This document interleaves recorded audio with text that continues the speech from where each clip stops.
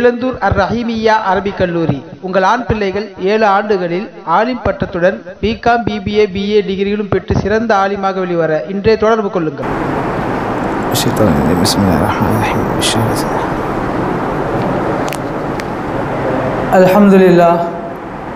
அல்ஹம்துலில்லாஹில் முவஃபிகில் முஈன் வஸ்ஸலாத்து வஸ்ஸலாமு அலா சய்யிதினா முஹம்மதின் ஸாதிகில் அமீன் وعلى آله وصحبه أجمعين ومن تبعهم بإحسان إلى يوم الدين أما بعد فقد قال الله تعالى في محكم تنزيله وفرقانه المجيد فأعوذ بالله من الشيطان الرجيم بسم الله الرحمن الرحيم أحل الله البيع وحرم الربا قال نبينا محمد صلى الله عليه وسلم الكاسب حبيب الله أو كما قال النبي صلى الله عليه وسلم صدق الله مولانا العظيم وصدق رسوله النبي الكريم ونحن على ذلك من الشاهدين والشاكرين والحمد لله رب العالمين.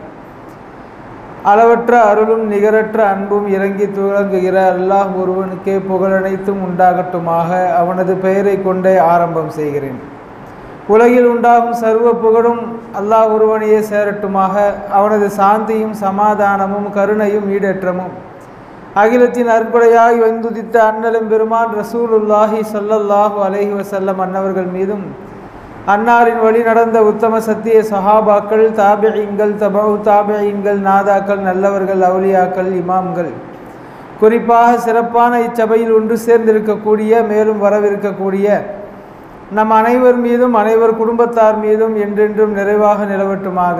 ஆமீன். அன்பிற்கும் இறைநேசத்திற்கும் தகுதியான சகோதரர்களே, ஜமாத்தார்களே, அல்லாஹ்வின் பேருபகாரம் அவனது இல்லத்தில் அமர்ந்து மீண்டும் ஒரு முறை அவனது ஷரியத் சட்டங்களை, பெருமானாரின் வழிகாட்டல்களை பேசவும் கேட்கவும் வாய்ப்பளித்திருக்கிறான். பேசுகின்ற கேட்கின்ற விஷயங்களின் பிரகாரம் நமது வாழ்வை அமைத்து கொள்ள வேண்டும் என்பதை ஆரம்ப உபதேசமாக எனக்கும் உங்களுக்கும் கூறிக்கொள்கிறேன். அன்பிற்குரியவர்களே, இன்னும் 2 நாட்களில் ஒரு பெரும் பண்டிகை வரப்போகிறது.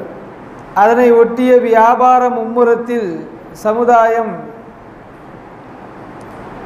அதீத முயற்சிகளை செய்து கொண்டிருக்கிறது. வியாபாரம் குறித்து இஸ்லாம் கூறுகிற தகவல்களை, குறிப்பாக சட்டதிட்டங்களை, ஹலால் ஹராம் பேணுகிற விஷயத்தில் நமது கவனக்குறைவை எல்லாம் நாம் இந்த நேரத்தில் கொஞ்சம் சீர்தூக்கி பார்க்க வேண்டியிருக்கிறது. இஸ்லாத்தில் வியாபாரம் ஹலாலாக்கப்பட்டது.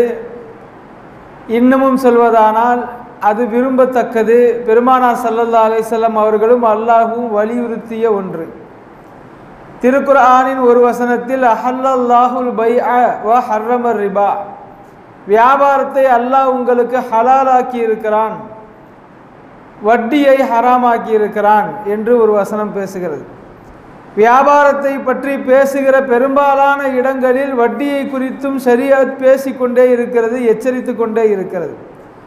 மனிதன் உலகில் வாழ்வதற்கு பொருளாதாரம் அவசியம். அந்த பொருளாதாரத்தை ஈட்டுவதற்கான வழி வியாபாரமாக இருக்கிறது. வியாபாரத்தை ஹலாலாக்கிய அல்லாஹ் அதனை ஹலாலான முறையில் செய்பவர்களை நேசிக்கவும் செய்கிறான். உலகில் யாரும் வியாபாரம் செய்யாமல் இருக்க முடியாது, அல்லது சம்பளம் பெறுகிற, கூலி பெறுகிற வேலையாட்களாக இல்லாமல் இருக்க முடியாது. 2 வழிகளிலேயும் பொருளாதாரம் ஈட்டுகிற நாம் ஷரியத் கூறுகிற சட்டதிட்டங்களில் கவனம் கொள்ள வேண்டும். ஒரு ஷரியத்தின் அம்சம் வாராவாரம் பேசப்பட வேண்டும் என்றால் அது வியாபாரமாக, பொருளாதாரம் ஈட்டுவதாகத்தான் இருக்க முடியும். ஏனென்றால் ஹஜ்ஜை பற்றி வருடத்திற்கு ஒரு முறை, ஹஜ்ஜு நெருங்குகிற காலகட்டத்தில் நாம் மசாயில்களை தெரிந்து கொண்டால் போதுமானது. இப்போ ஹஜ்ஜை பற்றி பேச வேண்டிய அவசியம் இல்லை. ரபியுல் ஆஹிர் மாதம் நடக்குது. ஹஜ்ஜுக்கான அவசியம் இப்போ கிடையாது. ரமலானுக்கான அவசியம் இப்போ கிடையாது. இந்த வார ஜுமாவில் ரமலானை பற்றியோ அல்லது ஹஜ்ஜை பற்றியோ நான் பேசினால் உங்களுக்கே சந்தேகம் வரும். என்ன ஆச்சு இவருக்கு, இப்போ எதுக்கு ஹஜ்ஜை பற்றியும் நோன்பை பற்றியும் பேசணும்? அப்போ சில சட்டதிட்டங்களை குறித்த காலத்தில் அது பற்றி ஞாபகமூட்டி பேசிக்கொண்டு சட்டதிட்டங்களை விவரித்து அதை ஃபாலோ செய்தால் அது அந்த காலகட்டத்தோடு முடிந்துவிடும். திரும்ப அதை நம்ம தெரிஞ்சுக்கிறதுக்கு ஒரு 11 மாதம் இடைவெளி விடலாம், தவறில்லை, ரமலான் மாதிரி, ஹஜ் மாதிரி. ஆனால் தொழுகை மாதிரி சில சட்டதிட்டங்களை அடிக்கடி நேரம் கிடைக்கும் போதெல்லாம் பேசிக்கொண்டே இருக்க வேண்டும். ஏனென்றால் அன்றாடம் ஐவேளை தொழுகை என்பது நம்மோடு கலந்திருக்கிறது. தொழுகையை விட அதிகம் பேசப்பட வேண்டிய ஒரு தலைப்பு இருக்குமானால் அது வியாபாரம் தான். ஏனென்றால் உலகின் எந்த மஹல்லாக்களிலேயும் 100க்கு 90 அல்லது அதற்கு மேற்பட்ட சதவீதங்கள் தொழுகையாளிகளாக இருக்க வாய்ப்பில்லை. 20%, 30% தொழுதால் அதிகபட்சம்.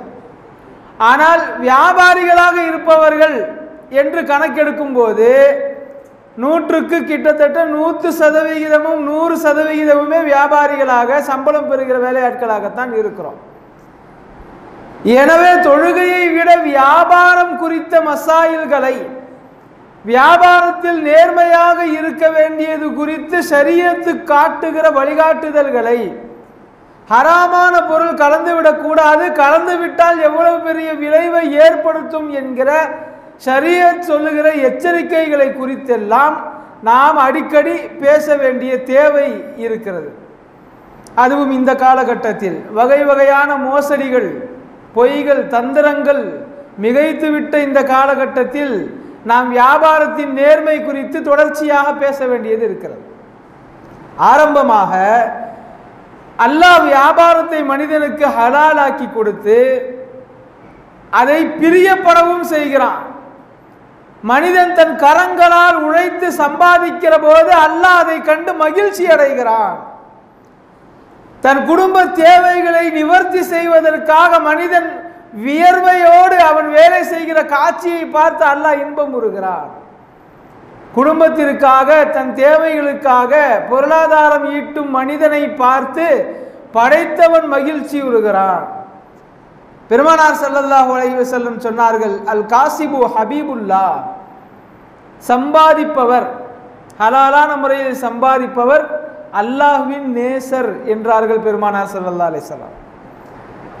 இந்த இடத்திலே நாம் அந்த நபிமொழியை ஆராய்ந்து பார்த்தால் ஆச்சரியமாக இருக்கிறது. பெருமானார் ஸல்லல்லாஹு அலைஹி வஸல்லம் ஒரு காட்டரபி, ஒரு விவசாயி மம்மட்டியை பிடித்து பிடித்து கைகள் எல்லாம் காப்பு காய்ச்சி போன நிலையில் வந்த ஒரு கடினமான உழைப்பாளியின் கரங்களை பிடித்து அவரது கைக்கு முத்தம் கொடுத்தார்கள் என்ற நபிமொழியையும் நாம் கிரந்தங்களிலே காண முடிகிறது. உழைப்பாளியின் கரங்களை பெருமானார் முத்தமிட்டார்கள் என்றால் உழைப்பாளியை பற்றி இஸ்லாம் எவ்வளவு உயர்வுபடுத்துகிறது என்பதை நாம் யோசிக்க வேண்டும். விவசாயத்தை ஆர்வமூட்டினார்கள் பெருமானார் ஸல்லல்லாஹு அலைஹி வஸல்லம். வியாபாரம் செய்வதற்கு ஆர்வமூட்டினார்கள் பெருமானார் ஸல்லல்லாஹு அலைஹி வஸல்லம். ஒருவர் வந்தார், பெருமானாரிடத்தில் உதவி கேட்டார். பொருளாதாரம் ஏதும் இல்லாத நிலையில் நான் இருக்கிறேன், எனது குடும்பத்தாரும் பல நாட்களாக உண்ணாமல் இருக்கிறார்கள், ஏதாவது உதவுங்கள் என்று சொன்னபோது பெருமானார் ஸல்லல்லாஹு அலைஹி வஸல்லம் அவர்கள் அவருக்கு உணவாக அல்லது பணமாக தருவதை விட அவருக்கு தொழிலை கற்றுக் கொடுத்து ஒரு மண்வெட்டியை வாங்கி கொடுத்தார்கள் என்பதை நாம் பிரபலமான கேள்விப்பட்ட சம்பவத்தில் பார்க்கிறோம். பெருமானார் ஸல்லல்லாஹு அலைஹி வஸல்லம் அவர்கள் வியாபாரம் மூலமாக இந்த சமுதாயத்தை உயிர்ப்பிக்க செய்தார்கள். அந்த வியாபாரத்தில் ஹராம் கலந்து விடாமல் பாதுகாக்க வேண்டும் என்பதிலும் மிக கவனமாக இருந்தார்கள். உலகிற்கு அனுப்பப்பட்ட எல்லா நபிமார்களும் ஏதாவது ஒரு வகையில் அவர் கடின உழைப்பு செய்தவர்களாகத்தான் இருந்தார்கள். எல்லா நபிமார்களுக்கும் அல்லாஹ் வேலைகளை வழங்கியிருந்தான். சம்பாத்தியத்தை பொறுத்தவரை அல்லாஹ் அவர்களுக்கு தனிப்பட்ட முறையில் வாரி வழங்கவில்லை. என்னதான் உம்மத்திற்கு நபியாக வந்தாலும்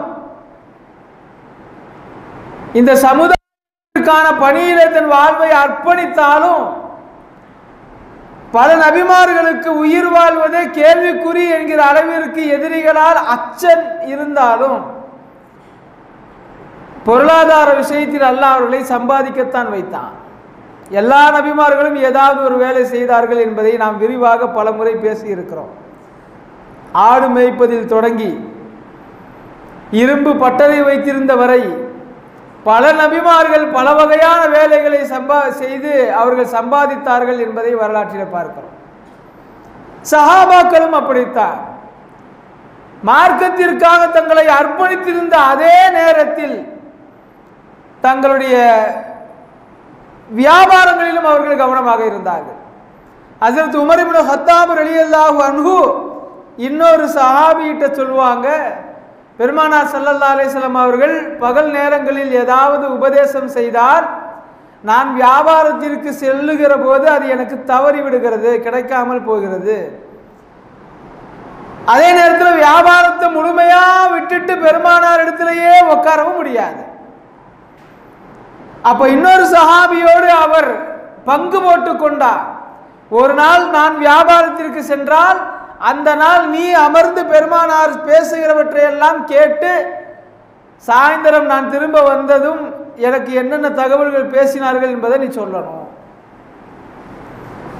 அதற்கு அடுத்த நாள் நீ வேலைக்கு கிளம்பிடு, நான் பெருமானாரின் அருகில் அமர்ந்து அவர்கள் என்னென்ன பேசுகிறார்கள், என்னென்ன சட்டங்கள் இறங்குகின்றன, திருக்குரான் வசனங்கள் என்னென்ன இறங்குகின்றன என்பதையெல்லாம் உனக்கு சாயந்தரம் வந்ததும் சொல்லுகிறேன் என்று ஒப்பந்தம் போட்டுக்கொண்டு ஒரு புறம் வியாபாரத்தையும் பொருளீட்டுதலையும் விடாமல் இன்னொரு புறம் மார்க்கத்தை கற்றுக்கொள்வதையும் விடாமல் வாழ்ந்தவர்கள் சஹாபாக்கள். இன்றைக்கு நாம் எப்படி இருக்கிறோம்? ஒரு சாரார் பள்ளி பக்கம் வராமலேயே சம்பாதிப்பதிலேயே அதிக கவனம், இன்னும் ஒரு சில சாரார் முறையாக சம்பாதிச்சு குடும்பத்தை நிவர்த்தி செய்வதை விட நிர்வகிப்பதை விட பள்ளியில் கடையாய் கிடக்கிறார்கள். இந்த இரண்டுமே மார்க்கத்தில் அனுமதிக்கப்பட்டது கிடையாது. உங்களுடைய குடும்பத்தை நீங்கள் பார்க்க வேண்டும், சம்பாதிக்க வேண்டும், அதுவும் இபாதத்து தான், அதுவும் தீன் தான். ஐவேளை தொழுவது மாத்திரமே தீன் கிடையாது.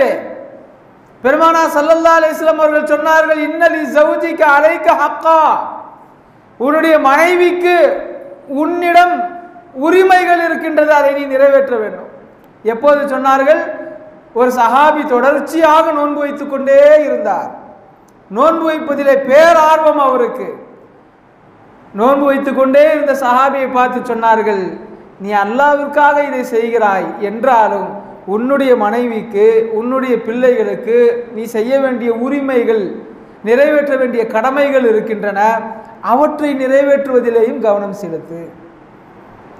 அதையெல்லாம் விட்டுட்டு முழுமையா நோன்பு வச்சுக்கிட்டே இருக்கிறத, தொழுதுகிட்டே இருக்கிறத அல்லாஹ் விரும்பல. அல்லாஹ் எப்படிப்பட்ட இபாதத்துகளை நமக்கு வழங்கி இருக்கிறான்? தொழுக வேண்டும், நோன்பு வைக்க வேண்டும், ஹஜ் செய்ய வேண்டும் என்பதை எல்லாம் கடந்து உலகில் நீ வாழ்வதற்கு உனக்கு குடும்பம் வேண்டும், மனைவி வேண்டும், பிள்ளைகள் வேண்டும், அவர்களை நீ பார்த்து கொள்ள வேண்டும், அதற்காக நீ சம்பாதிக்க வேண்டும். அப்படி நீ ஹலாலாக சம்பாதித்தால் அதுவும் உனக்கு நன்மையாக எழுதப்படும். நம்முடைய குடும்பத்தை பாதுகாக்கிறதுக்காக நாம செய்யற ஒவ்வொரு செயல்பாடுகளும் ஷரியத்திலே நன்மையை பெற்று தருகின்றன. உலகில எந்த சமயமும் இப்படி சொல்லி இருக்காது. தொழுதா நன்மை, நோன்பு நன்மை, ஹஜ்ஜு நன்மை, இதெல்லாம் ரொம்ப ஈஸியா நமக்கு விளங்கும். உங்களுடைய மனைவிக்கு நீங்க நல்ல முறையில் சம்பாரிச்சு கொடுத்தா நன்மை, பிள்ளைகளை நல்ல முறையில் சம்பாரிச்சு பார்த்துக்கிட்டா நன்மை, பிள்ளைகளை படிக்க வச்சா நன்மை, பெற்றவங்களை பார்த்துக்கிட்டா நன்மை, அவ்வளவையே நீங்க சம்பாரிச்சு உங்களுடைய தேவையை நிறைவேற்றிக்கிட்டாலும் நன்மை. பெருமானார் ஸல்லல்லாஹு அலைஹி வஸல்லம் சொன்னார்கள், உன்னுடைய மனைவியின் வாயில் ஒரு கவலை உணவை நீ ஊட்டுவது இபாதத்துன்னாங்க. அதுக்கும் அல்லாஹ்ட்ட கூலி இருக்குது. உன்னுடைய பிள்ளைகளுக்கு வாங்கி கொடுத்து சாப்பிட வைத்து நீ பார்த்து மகிழ்வது, அதற்கும் அல்லாஹ்விடத்தில் கூலி இருக்கிறது, இபாதத். அது ஏன் இபாதத்தாக வைத்திருக்கிறார்கள் பெருமானார் ஸல்லல்லாஹு அலைஹி வஸல்லம் அவர்கள்? இந்த காட்சியை பார்ப்பதற்காக, என் மனைவியை, என் பெற்றோரை, என் பிள்ளைகளை நான் மகிழ்வித்து பார்ப்பதற்காக நான் உழைக்கிறேன் இல்லையா, அந்த உழைப்புக்குத்தான் அந்த கூலி. வியாபாரம் செய்கிறேன் இல்லையா, அந்த வியாபாரத்தில் ஏற்படுகிற சிரமங்களை பொறுத்து பொருளீட்டுகிற அந்த வேலைக்கு தான் அல்லாஹ் அங்கீகரித்து கூலியை தருகிறான். எனவே வியாபாரம் என்பது ஆராய்ந்து பார்த்தால் அது நமக்கு பெரிய இபாதத். பெரிய இபாதத் என்றால் அன்றாடம் நம்மோடு இருக்கக்கூடிய இபாதத். ஐவேளை தொழுபவர், அன்றாடம் தொழுபவர் என்றால் ஒவ்வொரு நாளும் வேலை செய்பவர். ஐவேளை தொழுதால் கூட 1-1.5 மணி நேரத்துக்குள்ள தொழுது முடிச்சிருவான். ஆனால் வியாபாரங்கிறது 7-8 மணி நேரமாக அது பண்ணுறான். அப்போ தொழுகையை விட அதிக நேரம் நாம் ஒரு அமலில் ஈடுபடுகிறோம் என்றால் அது வியாபாரம். பெருமானார் ஸல்லல்லாஹு அலைஹி வஸல்லம் வியாபாரிகளை குறித்து, கூலி பெற்று வேலை செய்கிற வேலையாட்களை குறித்து எவ்வளவு தூரம் ஆர்வம் ஊட்டி இருக்கிறார்களோ அதே அளவிற்கு அதில் ஹராம் கலந்து விடாமல் எச்சரிக்கவும் செய்திருக்கிறார். வியாபாரத்திற்கென்று விதிமுறைகள் ஷரியத்தில் கூறப்பட்டிருக்கின்றன. எல்லா காரியங்களுக்கும் விதிமுறைகளை கூறிய மார்க்கம் ஒன்று உலகத்தில் உண்டென்றால் அது இஸ்லாம் மட்டும்தான். கழிவறையில் தொடங்கி கபிரிஸ்தான் வரைக்கும் நீங்கள் எதை செய்தாலும் விதிமுறைகள் ஷரியத்தில் கொடுக்கப்பட்டு இருக்கிறது. நம்மளா யோசித்து செய்கிற மாதிரி ஒரு காரியமே ஷரியத்தில் கிடையாது. வியாபாரத்திற்கென்றும் விதிமுறைகள் இருக்கிறது. நான் முக்கியமான சில விஷயங்களை மட்டும் இன்றைக்கு சமுதாயத்திலே வியாபாரத்தில் நடக்கிற சில விஷயங்களை குறித்து மட்டும் கவனப்படுத்த விரும்புகிறேன். ஏன்னா அதிகமாக நடக்கிறது. முதலாவது, வியாபாரத்தை பொறுத்த வரைக்கும் கடன் வியாபாரங்களை ஷரியத் விரும்புறது இல்லைங்க. இன்றைக்கு நிறைய வியாபாரங்கள் கடனில் தான் ஓடுகிறது. கிரெடிட்ல சரக்கு வாங்கி தான் வியாபாரம் பண்றாங்க. அது மார்க்கத்தில் கூடும், சட்டப்படி கூடும் என்றாலும் அதில் பெரிதான பரக்கத்தை காண முடியாது. பெருமானார் ஸல்லல்லாஹு அலைஹி வஸல்லம் சொல்லுகிறார்கள், உங்களிடத்தில் பணம் இருந்தால், எந்த பொருளை வாங்க வேண்டும் என்று நீங்கள் பிரியப்படுகிறீர்களோ அந்த பொருளை வாங்குவதற்கான பணம் இருந்தால் அதை வாங்குங்கள். கொஞ்சம் பணத்தை முன்பணமாக கொடுத்துட்டு மீதியை கொஞ்சம் கொஞ்சமாக தர்றேன்னு சொல்கிற இன்னைக்கு இஎம்ஐ மெத்தட் இருக்கு இல்லையா, அதை பெருமானார் ஸல்லல்லாஹு அலைஹி வஸல்லம் விரும்பினதில்லை. ஷரியத்தில் அது கிட்டத்தட்ட தடை செய்யப்பட்டது. ஏன்னா அதில் வட்டியும் சேரும். நீண்ட காலமாக நாம் அதை கடன் கட்டிக்கிட்டே பொருளுக வாங்கிறதுனால நமக்கு அதிகம் உபயோகம் இல்லாத அல்லது அதிக தேவையில்லாத ஆடம்பர பொருட்களை வாங்குவதற்கு அது வழிவகுக்கும். ஒரு வீடு நம்முடைய ஊரில் தான் இருக்குது. ஹாலு 10க்கு 10 தான் இருக்கும். அப்படின்னா அந்த செவுறு எவ்வளோ பெருசு இருக்குன்னு நீங்கள் கணிச்சுக்கலாம். அந்த சுவற்றில் 50 இன்ச்சுக்கு மேலே உள்ள ஒரு டிவி கிட்டத்தட்ட அந்த ஒரு சுவரையே அடைச்சிருச்சு. அது அவர்கள் தேவை என்று வாங்கி வைத்திருக்கிறார்கள். இப்போ நாம் என்ன யோசிக்க வேண்டியது இருக்குது, அதை எப்படி வாங்கினீங்கன்னு கேட்கும் பொழுது இஎம்ஐ தான் சொல்கிறாங்க. முதல் ஒரு 5000 ரூபா கட்டினா போதும், பொருள் நம்ம வீட்டுக்கு வந்துடும். அதுக்கப்புறம் மாதம் மாதம் நம்ம கட்டினா போதும். எவ்வளோ நாள் கட்டுவீங்கன்னா 18 மாதம் கட்டுவோம். இந்த வியாபார முறை இருக்கு இல்லையா, இது ஷரியத்தில் விரும்பத்தக்கதல்ல. இப்படி செய்யக்கூடாது. இதுவே அந்த டிவி என்கிற இடத்துல ரொம்ப அத்தியாவசிய பொருள் இருக்கிறது என்று வைத்துக்கொள்வோம்.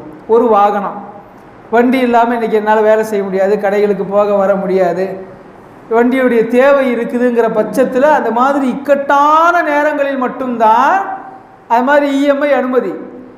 அப்போ கூட வண்டியின் விலை 70,000, நீங்கள் இஎம்ஐயில் எடுத்தால் 80,000 அப்படின்னு சொன்னான்னா அதை நம்ம வாங்க முடியாது. ஆரம்பத்திலேயே அவன் இப்படி சொல்லணும், வண்டியோட விலையே 80,000 தான், இதை நீங்கள் தவணையாக கட்டலான்னு சொன்னால் அனுமதி. இது ரொம்ப நுணுக்கமான வித்தியாசம். இது வண்டி ரொக்கமாக கொடுத்து எடுத்தீங்கன்னா 70,000, அதுவே இஎம்ஐயாக நீங்கள் ஒரு 20,000 ரூபா கொடுத்துட்டு மீதி எல்லாம் மாதம் மாதம் கட்டுறேன்னு சொன்னீங்கன்னா கட்டி முடிக்கும்போது எவ்வளோ கட்டியிருப்பா, 80,000ன்னா அது வட்டி. ரொம்ப ரொம்ப அவசியமான காரியங்களுக்கு கூட இதை உபயோகப்படுத்த முடியாது. ஆரம்பத்திலேயே வண்டியினுடைய விலை இவ்வளவுதான், 80,000, இப்படி தான் சொல்லி வாங்கணும். இப்படின்னா கூடும், அவசியமான பொருட்களுக்கு மட்டும். முதலில் இதை கவனம் வைத்துக் கொள்ள வேண்டும். நாம் விற்பவர் வாங்குபவர் என்பதை கடந்து நம்முடைய வீடுகளில் பரக்கத் ஏற்படுவதற்கு அனாவசியமான பொருட்களை அல்லது அவசிய பொருட்களை கூட அனாவசியமான முறையில் மாதாந்திர கடன் வட்டியோடு சேர்த்து கட்டுகிற விதத்தில் பொருட்கள் வாங்குவது நம்முடைய தொழிலில் பரக்கத்தை தராது. இரண்டாவது, நாம் செய்கிற வியாபாரங்களில் பொய் கலக்கக்கூடாது, ஏமாற்று வேலை தந்திரங்கள் இருக்கக்கூடாது. பெருமானார் ஸல்லல்லாஹு அலைஹி வஸல்லம் அவர்கள் தொடர்ந்து எச்சரித்த சில விஷயங்களில் இது. மன் கஸ்ஸனா ஃபலைஸ மின்னா, வியாபாரத்தில் யார் மோசடி செய்வாரோ அவர் என்னை சார்ந்தவர் அல்ல. நான் 2 வாரங்களுக்கு முன்ன சொன்ன ஹதீஸ் தான் இது. சரி, இந்த வாரமும் சொல்ல வேண்டும் என்பதற்காகவே சொல்லுகிறேன். பெருமானார் ஸல்லல்லாஹு அலைஹி வஸல்லம் ஒரு சஹாபியினுடைய கோதுமை கடைக்கு வந்தார்கள். மூட்டைக்குள் கைவிட்டார்கள். மேலே காய்ந்த கோதுமையாக தெரிந்தது. கையை உள்ளே விட்ட போது ஈரமான கோதுமை தெரிந்தது. ஏன் உள்ளே ஈரமாக இருக்கிறது என்றார்கள். இதுதான் வியாபார மெத்தடேன்னு அவர் சொன்னார். அறியாமை காலத்திலிருந்தே அந்த பழக்கம் இருந்திருக்கு. வியாபாரத்தில் ஏமாற்றுங்கிறது, வியாபாரத்தில் மோசடிங்கிறது நாம புதுசா செய்யறதெல்லாம் இல்லை. இது காலங்காலமா இருக்கக்கூடிய ஒண்ணுதான். அல்லாஹ் தஆலா ஒரு சமுதாயத்தையே வியாபாரத்தில் எடையை அளப்பதில் நிறுவை செய்வதில் மோசடி செய்தார்கள் என்பதற்காகவே அழித்தான் என்பதை திருக்குர்ஆனிலே பார்க்கிறோம்.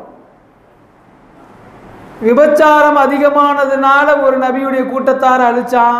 இது நம்ம ஏத்துக்கிற மாதிரி இருக்கு. நபியவே அடிச்சு கொலை செய்யறதுக்கு முயற்சி பண்ணா அதனால அல்லாஹ் கோபப்பட்டு திருப்பி அழிச்சான். இது நமக்கு ஏத்துக்கிற மாதிரி இருக்கு.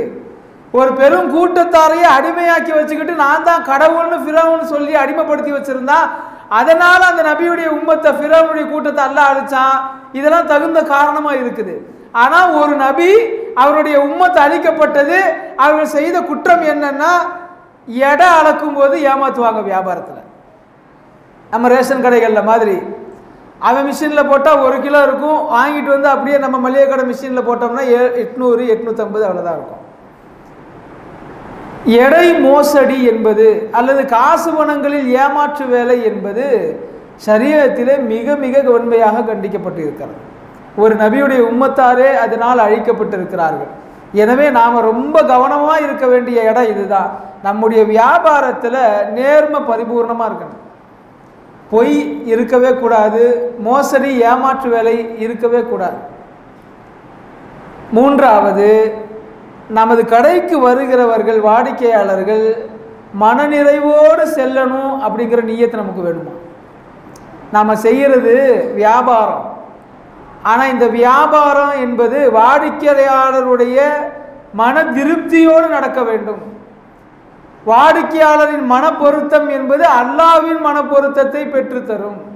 எப்படியோ நம்ம வித்தா போதும் அப்படின்ட்டு பொருட்களை அதில் இருக்க குறைகளை மறைச்சு வித்து தள்ளிடணும்னு நினைச்சிடக்கூடாது.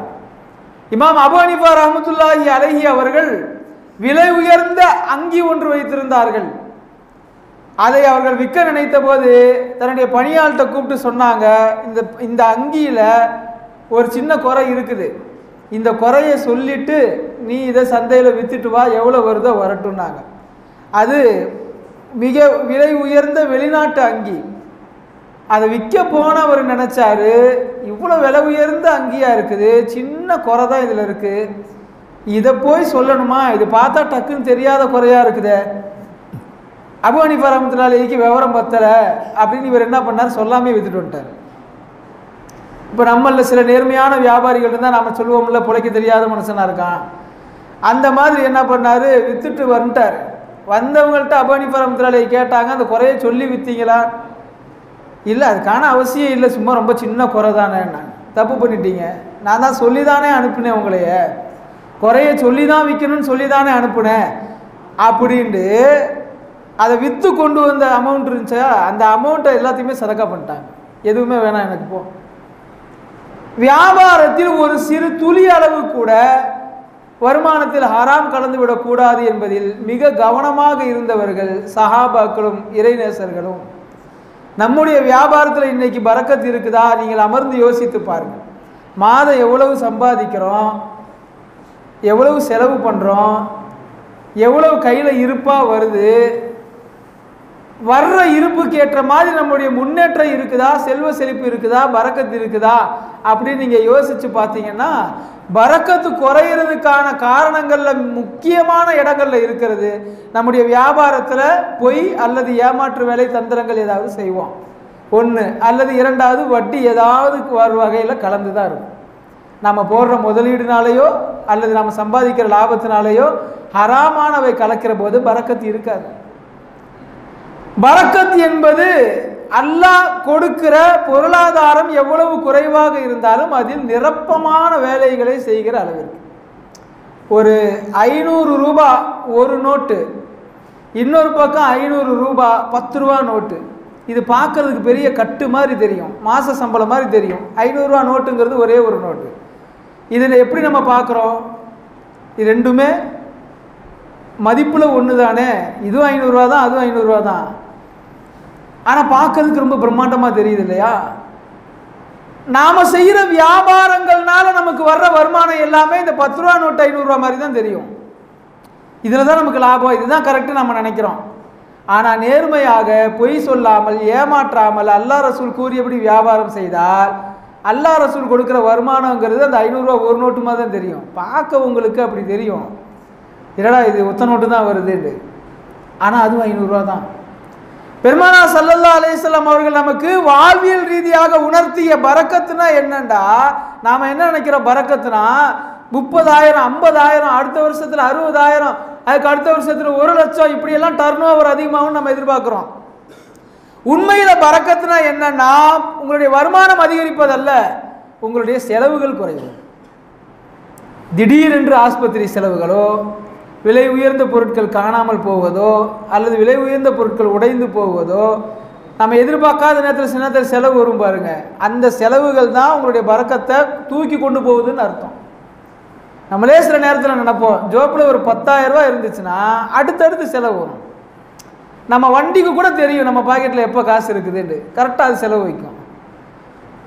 நமக்கு செல்ஃபோனுக்கு கூட தெரியும் பாக்கெட்டில் பைசா வச்சுருக்காரு, இதுதான் சரியான நேரம் அப்படின்னு மக்கர் பண்ணி செலவு வைக்கும். அப்போது செலவுகள் என்பவை தான் பரக்கத்தை நம்முடைய வருமானங்களில் இருந்து எடுக்கக்கூடியவை. அதற்காக தான் பெருமானார் ஸல்லல்லாஹு அலைஹி வஸல்லம் சொல்கிறாங்க, நீங்கள் சம்பாதிக்கிற அளவை யோசிக்காதீங்க, அதில் நிறைந்த பரக்கத் இருக்க வேண்டும் என்பதை நீங்கள் நினைங்க.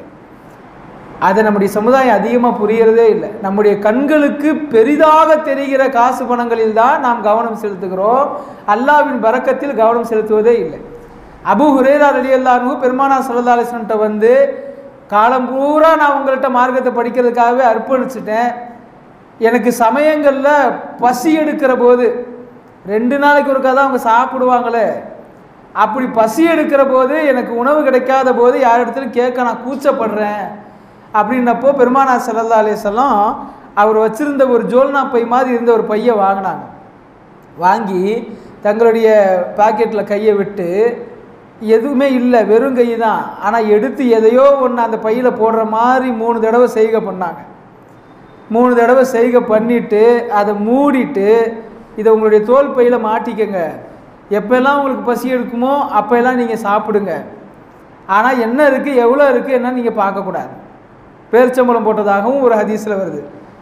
அவர் சொல்கிறார், அபூ ஹுரைரா ரலியல்லாஹு அன்ஹு, எனக்கு எப்போதெல்லாம் பசி எடுக்குமோ அப்போதெல்லாம் அதிலிருந்து நான் பேரிச்சம்பழம் சாப்பிடுவேன்.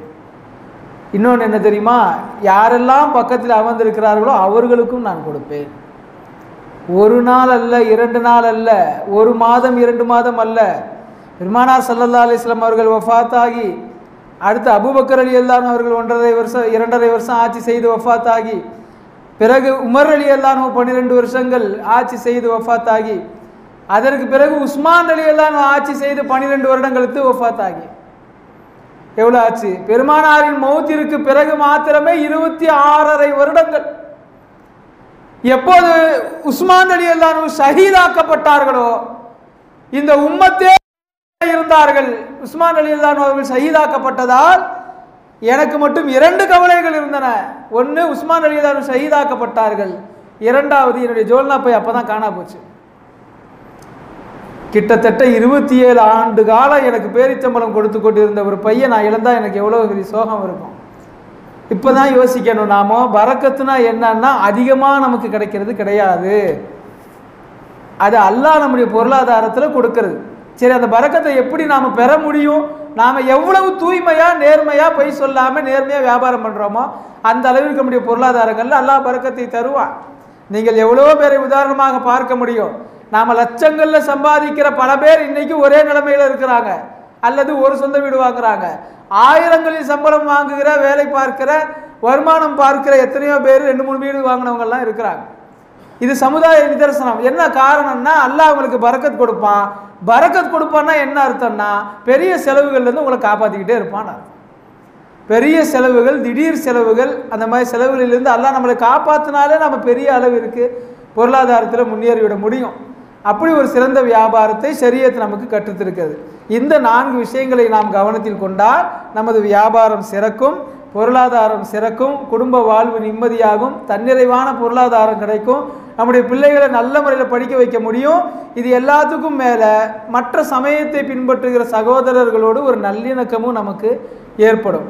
இந்த தீபாவளி வியாபாரம் என்பது நமது பொருளாதாரத்தை நிறைவு செய்வதற்கும் அதே நேரத்தில் சமய நல்லிணக்கத்தை பின்பற்றுவதற்கும் பெரும் வாய்ப்பு. அந்த வாய்ப்பை பயன்படுத்தி நாடு இருக்கக்கூடிய சூழ்நிலையில் எல்லோரிடத்திலேயும் அன்பு வளர்ப்போம். அதன் மூலம் நமது வாழ்க்கையை சிறக்கச் செய்வோம். அல்லாஹ் அப்படிப்பட்ட உயர்ந்த நிலையை நம் அனைவருக்கும் தந்தல் புரிவானாக. ஆமீன். வாஹிரு தஅவானா அல்ஹம்துலில்லாஹ்.